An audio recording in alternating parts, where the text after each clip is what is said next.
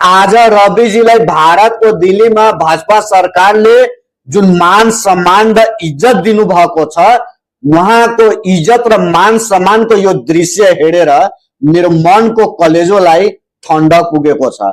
मेरो मात्रै होइन, 3 करोड नेपालीको पनि होइन, तर 3 करोड नेपाली मध्ये जति जनाले रविजीलाई साथ समर्थन सपोर्ट गर्नु भएको छ, मन पराउनु भएको छ, उहाँहरू सबैलाई आज मनको कलेजोलाई ठण्डा पुगेको होला र विपक्षीका केही मान्छेहरूलाई घरमा बसेर आँखा मिचकाउँदै रुवाबासी गरेर बसिरहेका होला।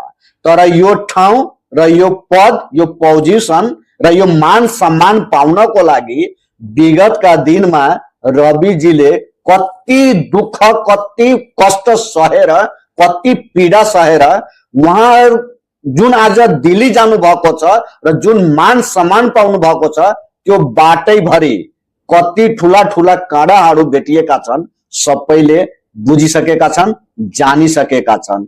अन्तिम इच्छा सोच्दै रविजीलाई जेलको कालो कोठलीमा बन्द गरेका थिए।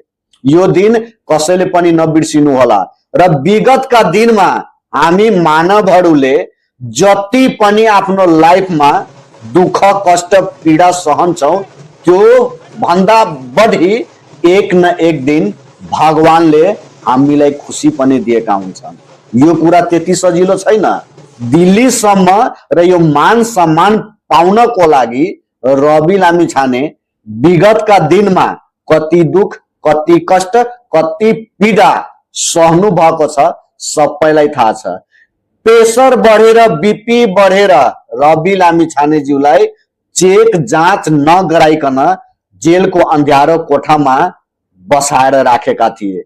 जिलेबी पनि त्यति घुमेको हुँदैन, त्यति रवि लामिछानेलाई यो अदालत, त्यो अदालत, त्यो अदालत, त्यो अदालत गरेर घुमाएको थियो।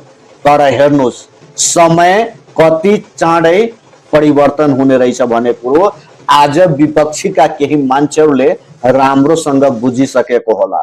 तर साथीहरू, धैर्य राखौं। धैर्य कहिले पनि गमाउनु हुँदैन। विश्वास राख्नुपर्छ, धैर्यता राख्नुपर्छ। एक न एक दिन मान्छेले मन्जिल पाउँछ। हुन त राष्ट्रिय स्वतन्त्र पार्टीका सभापति रवि लामिछानेज्यूले कति दुःख सहेर आज देशका नाममा, जनताका नाममा कति बलिदानी दिनु भएको छ, सबैजनाले बुझिसक्नु भएको छ, सुनिसक्नु भएको छ। के उहाँले विगत